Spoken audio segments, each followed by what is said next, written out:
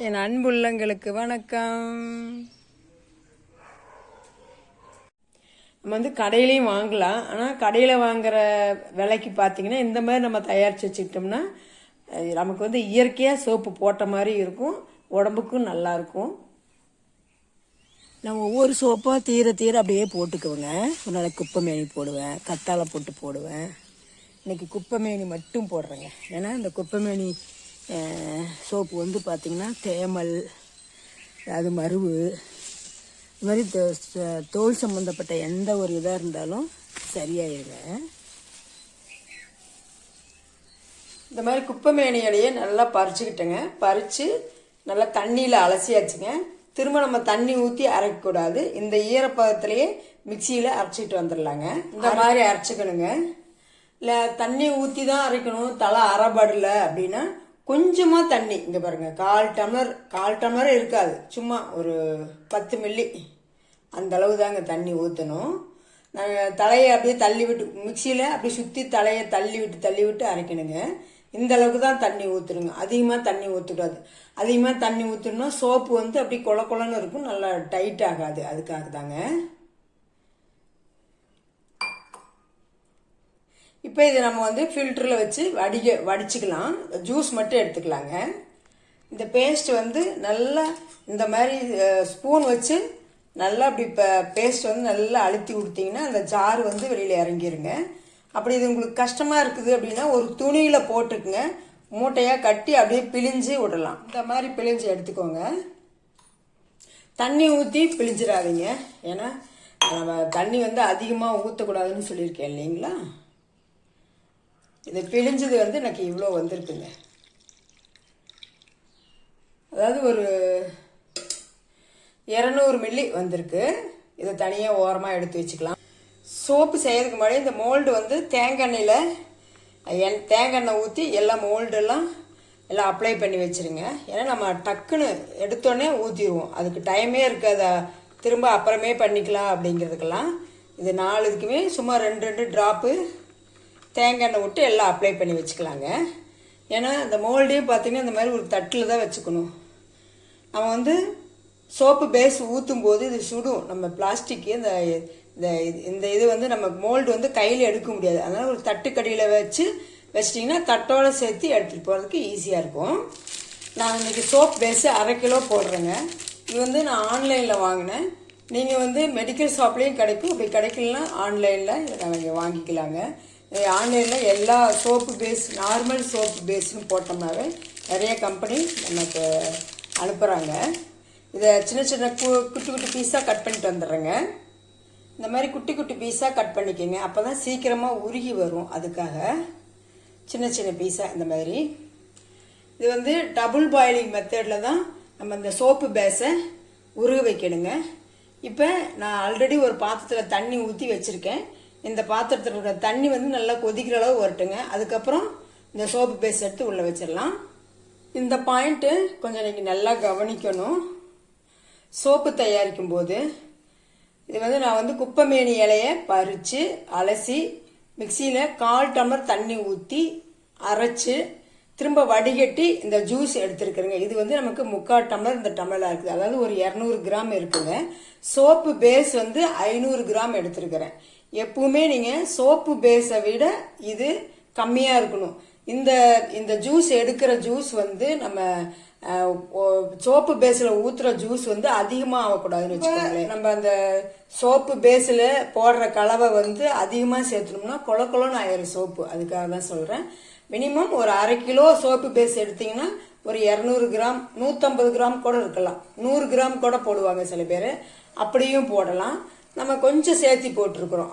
சேர்த்தி தலை நிறையா ஒரு 200 கிராம் ஜூஸ் வர்ற அளவுக்கு நான் தலை நிறையா போட்டு ஜூஸ் எடுத்துருக்குறேங்க. இப்போ தண்ணி கொதிநீர் ஆயிடுச்சுங்க. இப்போ நம்ம அந்த சோப்பு பேஸை இந்த தண்ணிக்குள்ளே வச்சிடலாம். டைரெக்டாக கொதிக்க விடாமல் வேற ஒரு பாத்திரத்தில் தண்ணி ஊற்றி அந்த தண்ணி கொதிச்சதுக்கப்புறம் இந்த சோப்பு பேஸ் வைக்கணுங்க. இதுக்கு பேர் தான் டபுள் பாயிலிங் மெத்தேடு அப்படின்னு சொல்லுவாங்க. இப்போ நீங்கள் புதுசாக செய்கிறீங்கன்னா அடுப்பை விட்டு ஒரு அடி தள்ளி நிற்குங்க. ஏன்னா தண்ணி கொதிச்சு அது இந்த சோப்பு பேஸ் மெல்ட் ஆகும்போது தெறிக்கிறதுக்கு கூட வாய்ப்பு இருக்குது. அதனால அது சோப்பு பேஸு தெரிக்காது, தண்ணி கூட நமக்கு தெரிச்சு வரலாம். அதனால ஒரு அடி கேப்பில் நின்றுக்கோங்க.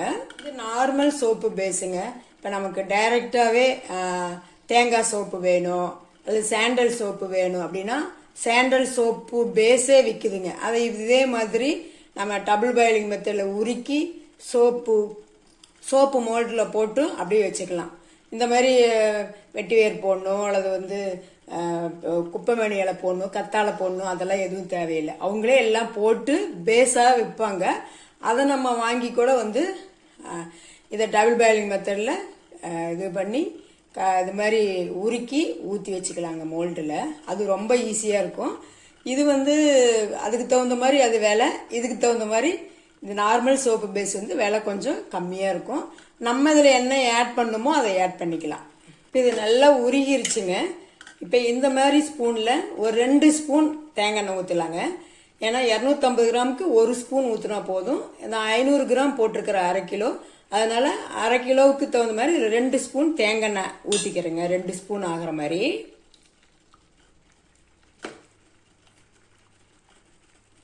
இப்போ நம்ம இந்த கீழாநெல்லி ஜூஸ் எடுத்து வச்சிருக்கீங்களா, அதை ஊற்றிக்கலாங்க. 2 நிமிஷம் தான், அதிகமாக தேவையில்லை. ஒரு 2 நிமிஷம் நல்ல ஒரு கிளறிக்கலாங்க. இது ஒரு கொதி வந்தால் போதுங்க, ரொம்ப கொதிக்கக்கூடாது. ஒரு கொதி வந்துச்சுன்னா போதுங்க. நமக்கு 2 நிமிஷம் அப்படியே 2 நிமிஷம் கலந்து விட்டுக்கிட்டே இருந்தால் போதுங்க, நிறுத்திடலாம். இப்போ நம்ம மோல்டு பக்கத்தில் ரெடியாக வச்சுருக்கணுங்க. போதுங்க, 2 நிமிஷம் எடுத்துனா போதும். ஏன்னா அது ரொம்ப கொதிக்கக்கூடாது. இப்போ இது ஒரு மோல்டு 100 கிராம் பிடிக்குங்க. இது 500 கிராம் அப்படின்னால நான் ஆல்ரெடி இந்த மாதிரி கப்பு, ஒரு கப்பில் 2 கப்பில் தேங்காய் எண்ணெய் தடவி வச்சுருக்குங்க. இதுலேயே ஊற்றிக்கிறேன்.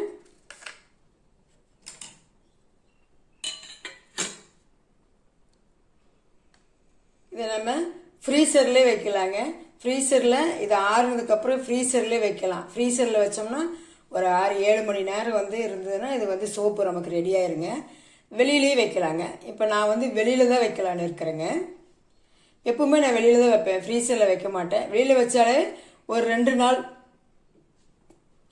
அல்லது 1 நாள் காலையில் வச்சோம்னா ஈவினிங்குள்ளே சோப்பு ஆயிருக்குங்க. 1 நாள் அல்லது 2 நாள், அவ்வளோதான். ஒரு 2 நாளுக்கு அப்புறமே நமக்கு இந்த மோல்டு விட்டு எடுத்துக்கிட்டு வந்துருங்க. இது குழந்தைங்க இருக்கிறவங்க, குழந்தைங்க தொடாத அளவு பார்த்துக்கோங்க. ஆறிடுச்சுன்னா ஒன்றும் பண்ணாது.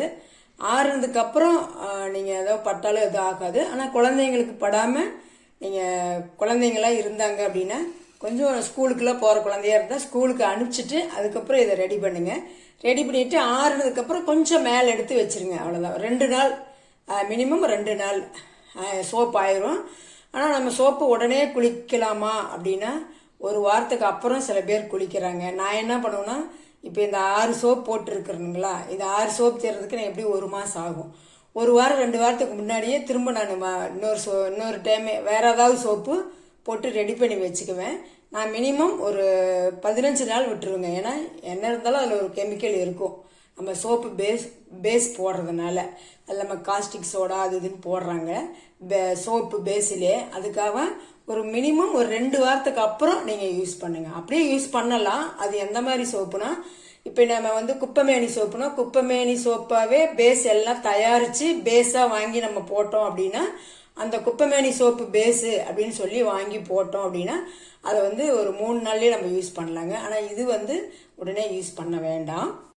மினிமம் நம்ம ஒரு 2 நாள் விட்டுடலாங்க. அதுக்கப்புறம் பார்க்கலாம். குப்பைமேனி சோப்பு எனக்கு 2 நாள் விட்டுட்டேங்க, ரெடி ஆயிடுச்சுங்க. இப்போ எடுத்து பார்க்கலாங்களா? பாருங்கள், சூப்பராக வந்துருச்சு. நல்லா டைட்டாக ரொம்ப சோப்பு கடையில் வாங்குகிற சோப்பு மாதிரி வந்துருச்சு பாருங்கள். ஒரு 1/2 கிலோ தான் போட்டேன். இது எனக்கு 4 சோப்பு வந்துருச்சு. இந்த ஒரு குப்பைமேனி போட்டிருக்கேன். உங்கள் வீட்டில், உங்கள் பக்கத்தில், உங்கள் தோட்டத்தில் என்ன கிடைக்குதோ, ஆலாவரா கத்தாழை கிடைச்சாலும் சரி போடுங்க. செம்பருத்தி இலை போட்டு செய்யலாம், செம்பருத்தி பூ போட்டு செய்யலாம், லெமன் போட்டு செய்யலாம், எது வேணாலும் போட்டு செய்யலாங்க. ஆனால் பேஸ் மட்டும் நம்ம ஊற்றுற கலவையை விட, அதை பேஸை விட ஊற்றுற கலவை கொஞ்சமாக இருந்தால் போதுங்க. இந்த சோப்பு வந்து நான் ஏற்கனவே வெட்டி வேரில் சோப் போட்டு வச்சுருக்கேங்க. இந்த சோப்பு வந்து நான் கோகனட் சோப் பேஸு அப்படின்னு சொல்லிட்டு வாங்கிடுங்க டைரெக்டாக.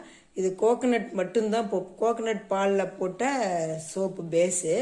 நான் அதுலேயே வந்து கொஞ்சம் வெட்டி வேர் போட்டு வச்சுட்ருக்கேன். ஏன்னா ஸ்க்ரப்பு மாதிரி நம்ம யூஸ் பண்ணிக்கலாம். அதுக்காக ஏற்கனவே ஒன்று தயாரிச்சது. இதுமாரி ஒரு டப்பாவில் போட்டு வச்சுக்கோங்க. ஒரு 2 வாரம் இருக்கட்டும். 2 வாரத்துக்கு அப்புறம் யூஸ் பண்ணிக்கலாம். இதே மாதிரி நீங்கள் இதே அளவுகளோட வாங்கி கொஞ்சமாக செஞ்சு பாருங்கள். செஞ்சு பார்த்துட்டு சூப்பராக வந்துச்சுன்னா நிறைய செய்யுங்க. செஞ்சு பார்த்துட்டு எப்படி இருக்குதுன்னு கமெண்ட் பண்ணுங்கள்.